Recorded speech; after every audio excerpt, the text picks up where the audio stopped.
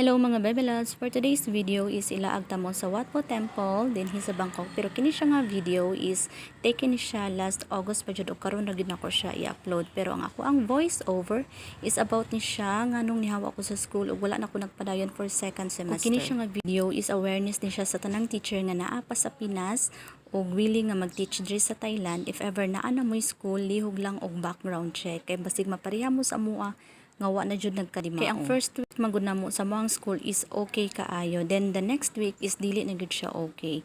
So sa amo ang contract, dapat ang working loads namo is naara dapat sa 24 working loads per week, pero ang nahitabo sa mua is naabot nami og 30 working loads up.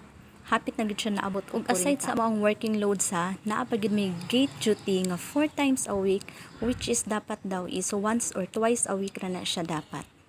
So aside sa among working loads sa gate duty, naa pa gid may cleaning schedule nga from Monday to Friday nga dapat limpyohan namo ang atubangan sa rooms, ang ground, ang sulod sa room, pati ang ilahang toilet, which is dapat trabaho na siya sa ilahang janitor. Kaso ang ilahang janitor is dili jud magdugay sa ilaha kay patay-patay jud og trabaho ug halos sulay pahulay.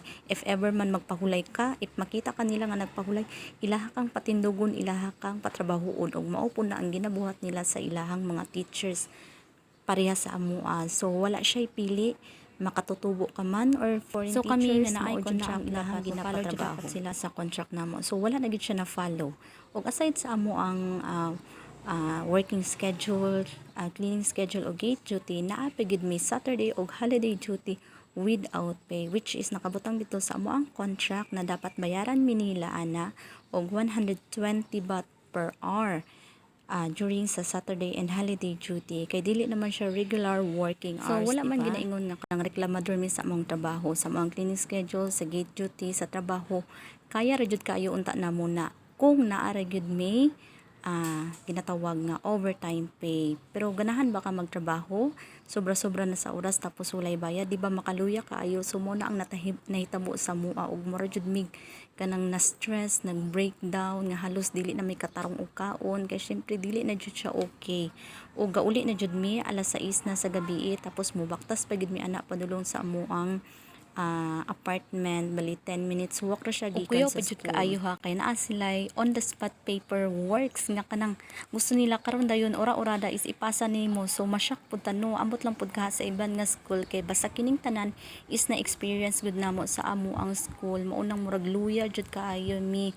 And aside ana, naa pa gid na sila ginapabuhat nga mga extra curricular nga dili na jud namo masabtan kay kanagong wala pa minahuman sa ilang unang nga gipabuhat, naa na pud sila ipabuhat otro. So ang advice lang jud nako ha sa mga teachers nato dira sa Pinas nga willing mag-ato diri, gusto mag-teach diri sa Thailand is i-background check jud ninyo ang inyong school para dili jud mo magmahay. Kay kami as in, ako from 50 kilos nahimo na lang jud tawon ko og 45 kilos tungod sa kahago ug kanang wala na jud gana ikaon. Pero giagwanta ra jud namo nga matapos ang first semester kay luoy mapud kaayo gud ang bata nga mahang sila nga biyaan namo sila. Maulang to siya mga Bebe Loves, unta makakuha mo idea kung unsa ang angay ninyong buhaton if ever naa na mo school, background check sa jud. Og thank you for watching. Bye bye.